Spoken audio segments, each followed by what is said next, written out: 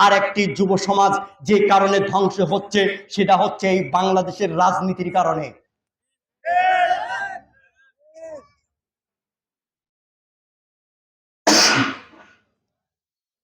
যুব সমাজ আর একটি কারণে ধ্বংস হচ্ছে, সেটা কিসের কারণে বলেন তো?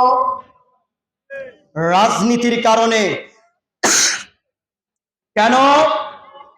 এই রাজনীতি বর্তমান যুবক সমাজকে হায়না বানিয়ে ছেড়ে দিয়েছে। বর্তমানে রাজনীতি যুব সমাজকে পশুর মতো বানিয়েছে।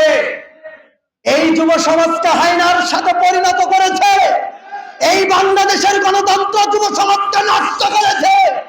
এই যুব সমাজ, এই গণতন্ত্র, এই বাংলাদেশের রাজনীতি কলম ধরা বাদ দিয়ে শিক্ষার নাম করে এই যুবক সমাজের হাতে গুলি অস্ত্র ধরে দিয়েছে। এই যুব সমাজের হাতে হাজারো যুবক ধ্বংস হচ্ছে, জীবন দিচ্ছে এই রাজনীতির কারণে।